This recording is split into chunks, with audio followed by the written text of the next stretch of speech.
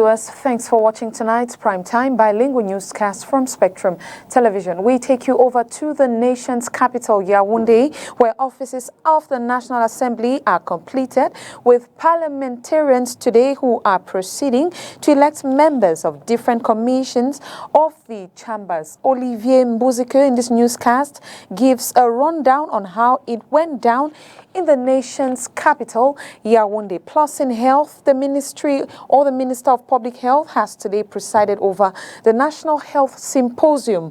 It was discovered, according to data gathered, that financial mismanagement in homes directly affects the state's budget. This newscast reviews the correlation between both terms. And those were our top stories. Right away, good evening, viewers. We talk the very first element in the French language with Leila Renganso. Good evening, Leila.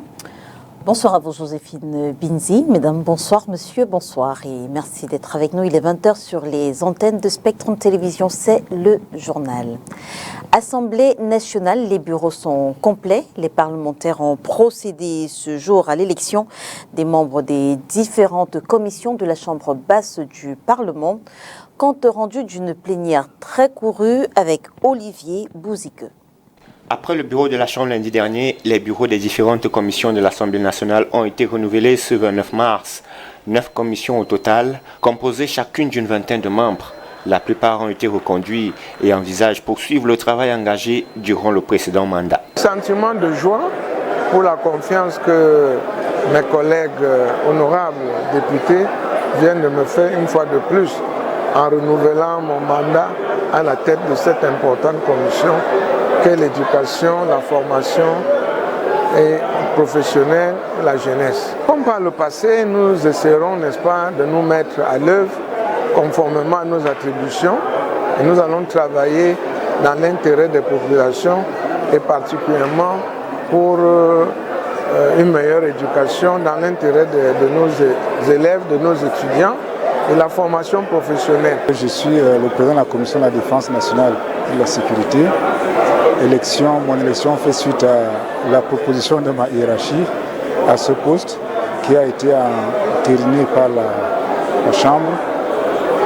En ce qui concerne nos activités, nous disons que nous allons continuer par le passé, c'est-à-dire mettre l'accent sur le renforcement des capacités des membres de notre commission, les informer en temps réel sur le déroulement des activités, aussi bien à l'intérieur de l'hémicycle que dans les institutions qui sont concernées par nos activités, c'est-à-dire le ministère de la Défense et la délégation de la Sécurité nationale, et puis mettre l'accent sur le rapprochement avec ces institutions pour qu'il y ait une synergie entre ces institutions et les membres de notre commission, comme nous l'avons commencé à le faire l'année dernière.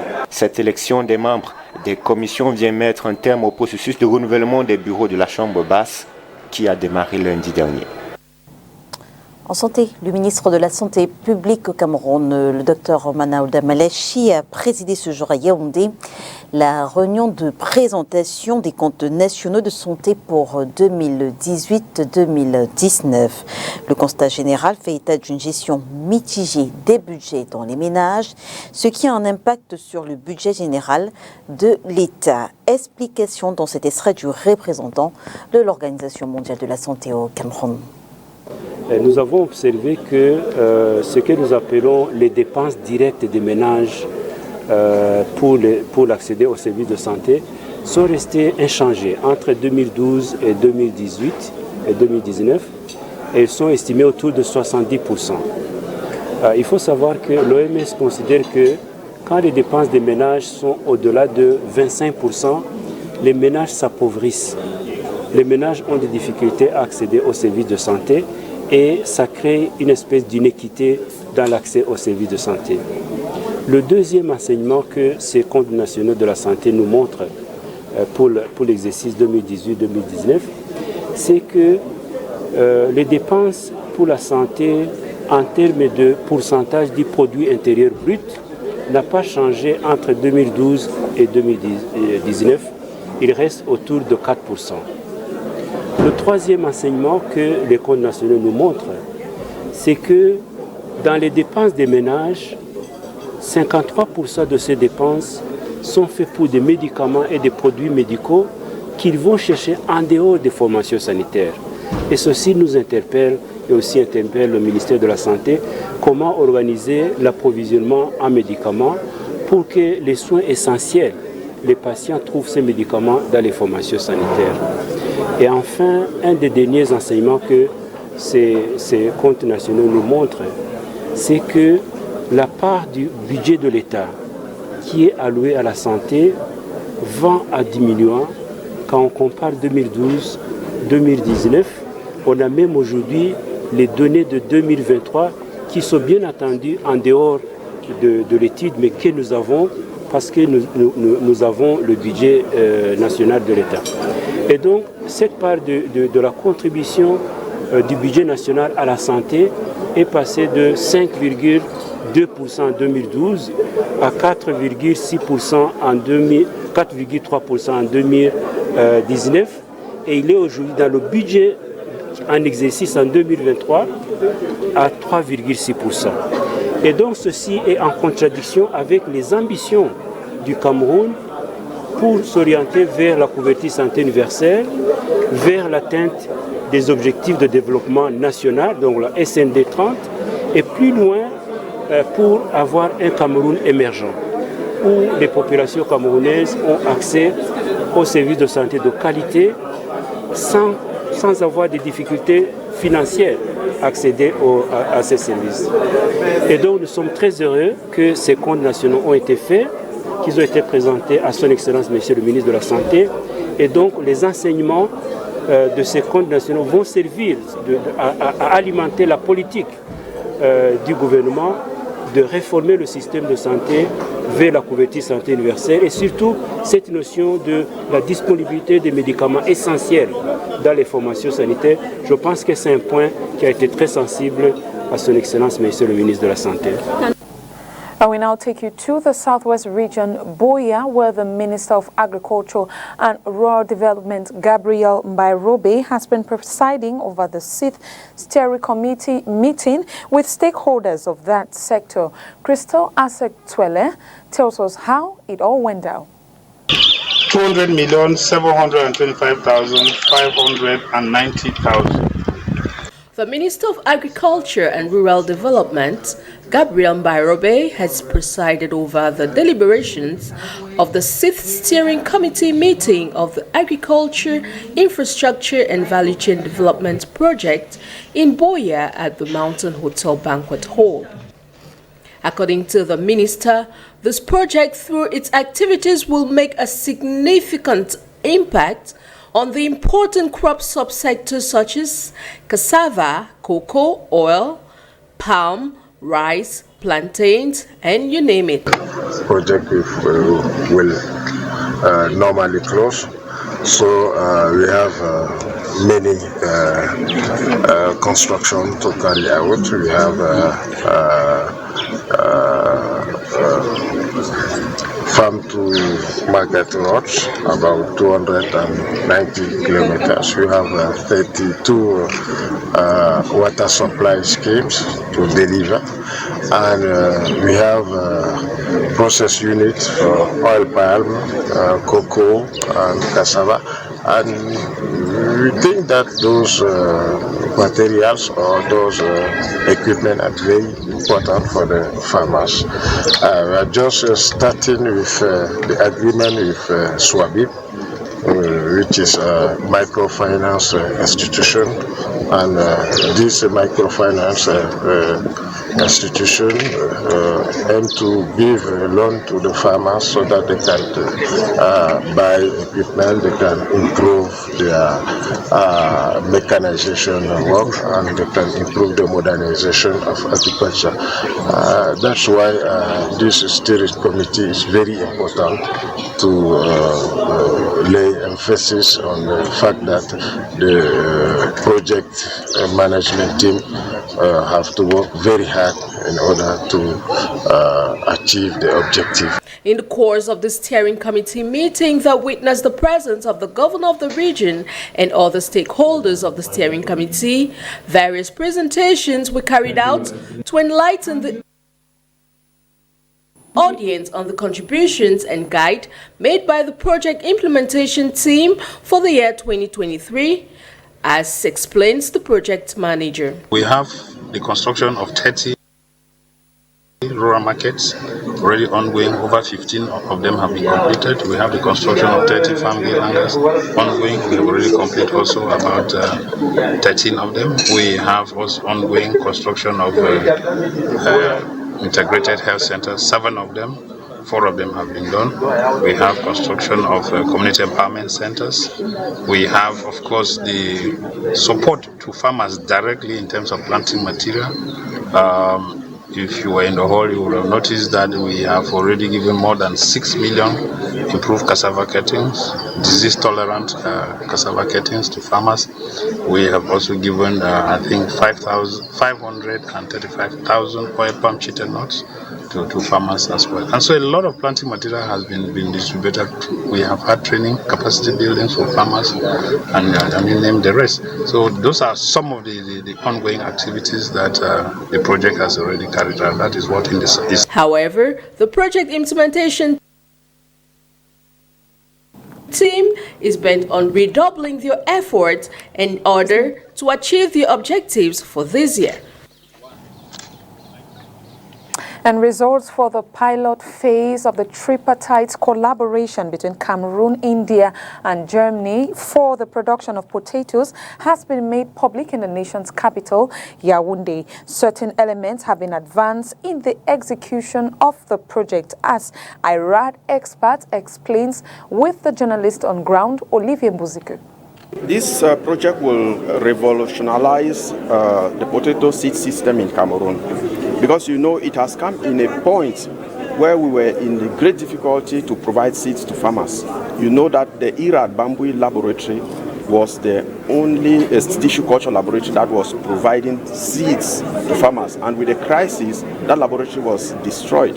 But thanks to the Minister of Scientific Research and Innovations and the General Manager of IRAD, they got some collaboration with GIZ and SIP, and that laboratory has been rehabilitated. It is functioning in Bamenda. All the material that you saw in the videos and the material that is displayed here is coming from that laboratory. Before that, farmers were importing seeds, and most of their seeds were of poor quality. And most of the time they were duped because their seeds were not of the generation they thought. When they plant it once, the next time the production falls. And they were not adapted. And most of the varieties that came from Europe were not the varieties that were loved by farmers. But now with this laboratory and with this technology, we are able to produce our own seeds, the seeds that we want, and the seeds that farmers buy. So it is a very important project for us. And you know this is rapid multiplication and low cost. The technology that we are implementing now is a rapid technology and low cost. It is more than 1,000 times the conventional methods. With the conventional methods, we produce one seed, but with this one plant will produce 10,000. And it makes it in a very short interval. We used to use 3 years to provide seeds to farmers, but with this technology, 3 months, farmers have their seeds. Now, farmers are able to have the first generation of seeds by themselves. Réveil difficile pour les habitants du quartier Bonabo à Douala. Ce 29 mars 2023, des engins sont descendus dans la zone pour détruire les domiciles. C'est l'intervention du sous-préfet de Douala 5e qui arrête cette opération. Et les populations demandent que toute la lumière soit faite sur ce qui se passe. Inès Pangan. C'est plus de peur que de mal pour les habitants du quartier Bepanda Bonabo à Douala ce 29 mars 2023. Ce qui se passe, c'est qu'un monsieur est arrivé avec les engins disant que toute la zone, ce qu'il a 1000 mètres carrés ici et qui va détruire. Il avait 2 engins. Heureusement pour la population, le chef de quartier était là. Il est allé contacter le sous-préfet. Le sous-préfet est descendu, il a fait partir. Ils ont conscience que le danger demeure.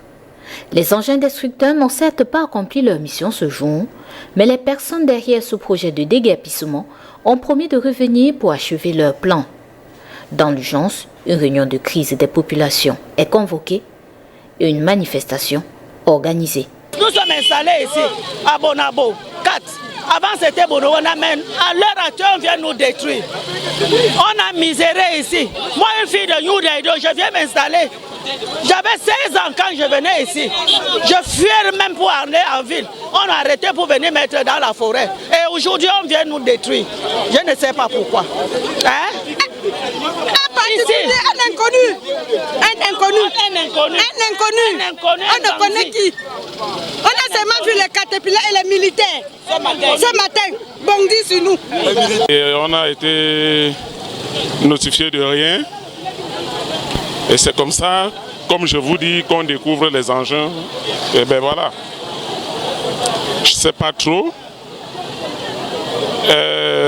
Même la décision d'expulsion, pour pouvoir identifier qui est même en train d'expulser, nous n'avons pas eu. Donc nous ne savons pas, je ne sais pas exactement ce que je peux vous dire. Ce qui se passe, c'est que nous sommes restés, on nous a dit qu'on a fait un titre foncier au-dessus de nos titres fonciers. Et cela, ça fait 3 ans que ce problème se passe. Et ce problème se passe comme ça, le chef Douala ne connaît même pas. C'est un problème de minorité de Douala. Ils ont vendu le terrain à Kesh. Kesh a donné beaucoup d'argent pour qu'on nous dégrépille. Et je demande l'État camerounais, est-ce que c'est normal ce qu'ils acceptent qu'on doit faire ça sur nous? Installés pour la grande majorité en 1970, ces habitants disent avoir acheté des parcelles de terre aux populations autochtones, représentées par le chef d'Aqua Nord. Avec le temps, il y a un éclatement des chefferies. La zone est désormais gérée par 2 autorités traditionnelles, celles de Mbanya et de Bonamouan. Au départ, quand nos parents s'étaient installés ici, il y avait une seule chefferie qui coordonnait les opérations. Bon, à la faveur d'un certain éclatement, il y a eu la naissance d'une autre chefferie. Bon, je ne sais pas trop comment la gestion du titre foncier se fait entre les deux. Mais nous constatons quand même qu'à un moment donné, le titre de droit de signature du titre revient à X. Après un certain temps, c'est plutôt Y. Et la grosse curiosité, c'est que tous ces droits de signature sont parfois assortis des certificats de propriété au cadastre. Mais le chef de 3e degré Edoubé Dikoto Mandengre de Bonamouan rassure, le secteur au centre des disputes est inclus dans le titre foncier de son village. Il m'a légué de venir voir parce qu'il a été interpellé que sa population est menacée. Donc raison pour laquelle nous sommes là, et pour qu'on sache la cause et dire que lui il est là, il n'a envoyé personne pour qu'on menace sa population et qu'il les attend tous pour qu'il essaie de voir clair ce problème. Et lui, dans ses idées, cette population est ici plus de 50 ans. Lui, il a plutôt préféré que s'ils ont des figures qui viennent à la chefferie de Bonamouan, parce qu'ils sont dans un titre foncier. Ils sont dans un titre foncier qui est le 13 599. D'autres rencontres sont prévues pour que toute la lumière soit faite sur cette affaire. And we talk rainfall in the economic capital, which has been witnessed and has created needs for items like umbrellas, gumboots, amongst others. Unfortunately, only a limited quantity is available in shops in town. Oni Ladonet tells us more.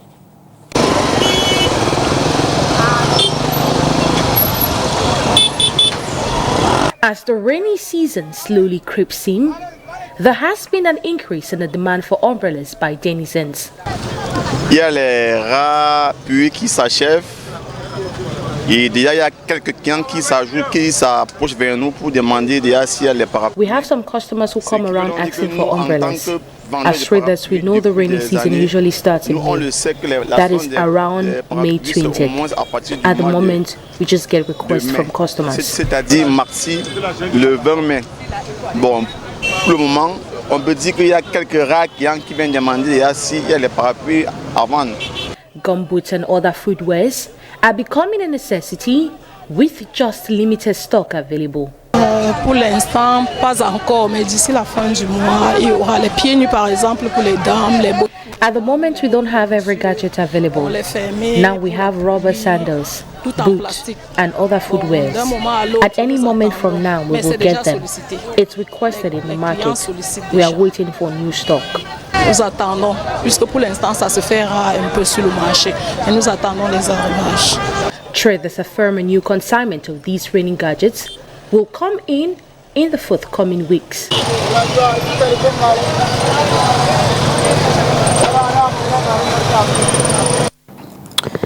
Religion, depuis le mercredi des cendres, certains chrétiens attendent la résurrection du Christ dans le jeûne et la prière. La célébration de la Pâque est prévue la semaine prochaine, plus précisément le dimanche 9 avril 2023. Quelques habitants de la ville de Douala nous expliquent comment ils font le carême. Je ne fais pas le jeûne de Pâques. Je sais quand même que le jeûne de Pâques, c'est... Qu'est-ce que je vais dire? C'est une pénitence, non? Une pénitence à traverser pour demander au Seigneur ce que tu veux, pour qu'il puisse réaliser certains de nos vœux. C'est pour ça que je sais quand même que si beaucoup de personnes jeûnent, ça m'arrive parfois de gêner quand peut-être je suis dans une situation difficile, pour exprimer au Seigneur ma foi, quoi. Carême. Autant de carême, les temps sont trop durs, exorbitants même, parce que tout est sur place, rien ne bouge. C'est après le carême que les choses peuvent bien marcher. On demande si tu respectes le carême. Non, je ne fais pas le carême. Je ne fais pas le carême. Non, je ne gêne pas pour la fête de Pâques. Parce que je n'ai pas trop donné. Bon, je suis de ceux qui pensent que pour adorer, pour croire à Dieu, pour avoir la foi, il ne faut pas seulement jeûner. Il y a beaucoup de choses qui vont avec le jeûne. Mais je ne suis pas encore prêt pour respecter ces choses-là. Par moment, il arrive par moment que je jeûne. Parfois, je ne jeûne pas. Et cette année? Cette année, je ne suis pas en train de jeûner parce qu'il y a eu trop de problèmes. Parce que j'ai eu trop de problèmes, donc je suis stressée. Je jeûne tous les moments de carême.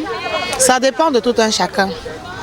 Particulièrement, moi, je jeûne parce que j'ai la foi. Parce que ce n'est pas tout le monde qui est censé jeûner. Et jeûner, on jeûne différemment. Quelqu'un peut décider de ne pas manger pendant les heures jusqu'au soir. D'autres peuvent se priver de beaucoup de choses. Donc le jeûne, c'est dans le cœur. Le jeûne n'est pas dit que je jeûne, non, c'est dans le cœur. Bon, moi, je jeûne particulièrement toutes les périodes de carême. Et avec VOA, on fait à présent le round-up de l'actualité africaine. Au Burkina Faso, des ONG expriment leur inquiétude après des cas d'enlèvement et d'enrôlement forcé des citoyens comme supplétifs de l'armée dans la lutte contre les groupes djihadistes. Elles dénoncent également ce qu'elles qualifient de négation récurrente et systématique des libertés d'opinion. Au Ghana, mardi, la vice-présidente américaine a appelé à davantage d'investissements dans l'innovation en Afrique que Kamala Harris a décrit comme l'avenir du monde. C'était lors de la première étape de sa tournée sur le continent. Son périple la conduira également en Tanzanie et en Zambie. Au Sénégal, l'opposition dit maintenir les manifestations qu'elle a prévu de tenir le 29 et 30 mars à Dakar, malgré leur interdiction par les autorités, avant le procès demain de l'opposant Ousmane Sonko, poursuivi par un membre du gouvernement pour diffamation, injure et faux. Le parti présidentiel reproche à l'opposant de vouloir paralyser le pays et de se servir de la rue pour échapper à la justice. Le président congolais Denis Sassou Nguesso a sanctionné des juges de son pays évoquant un ver dans le fruit pour dénoncer la corruption parmi les magistrats, a annoncé mercredi le Conseil supérieur de la magistrature. M. Sassou Nguesso, presque 40 ans cumulés à la tête du pays, a souvent déploré la corruption à grande échelle qui gangrène le Congo-Brazzaville. And now in sport, no under-20 and no under-23 Africa Cup of Nations, no Women's World Cup, and the group stage exit in the African Cup of Nations is on a swinging pendulum. Ugly results registered in football for Team Cameroon in the first quarter for 2023. Oni Ladonet with a balance sheet. The Sundowns. Cameroon football continues to succumb to the principle of gravity. The Lions, whose indomitable spirit used to echo across the continent, sending sweat down the spine of our opponent, has now become an easy target for small teams in continental tournaments. While their recent loss to Namibia in the AFCON qualifiers may have been the straw that broke the camel's back, the digressing nature of the sport has been eminent since the start of the year. Back in January, the Intermediate Lions of Cameroon were disgracefully sent packing in Algeria following their 1-0 loss to Niger in the group stage of the African Nations Championship. With all odds in their favor, Jerome Gorman teammates garnered 1 win in 2 games, scoring 1 goal and conceding 1. In February, 12 teams gathered in Egypt for the Under-20 Africa Cup of Nations without Team Cameroon. The Lion Cup did not smell qualification as their chances were robbed off by another small country, the Central African Republic, in the qualifiers last December. As painful as these setbacks are for football fans, the situation will take an uglier turn when the women's national team will fail to qualify for the Women's World Cup on February 22. Gabriel Zabwan girls will concede a 94th minute goal from Portugal, crushing their dream of a 3rd Women's World Cup. The 28th of March will come with its own bad news. The senior national team will be forced to a 2-1 loss with 113th place Namibia, and Gabon ending any hopes of Team Cameroon making it to the Under-23 Africa Cup of Nations and the Olympics. And it is with that report that we close the curtains for tonight's newscast. Thanks for watching and good night. Good night to you, Lila. Bonsoir à vous, Joséphine Binzi, mesdames et messieurs. Merci de nous avoir suivis. On se retrouve dès demain 20h sur les antennes de Spectrum Télévision, si, bien sûr, Dieu le veut. Bonsoir.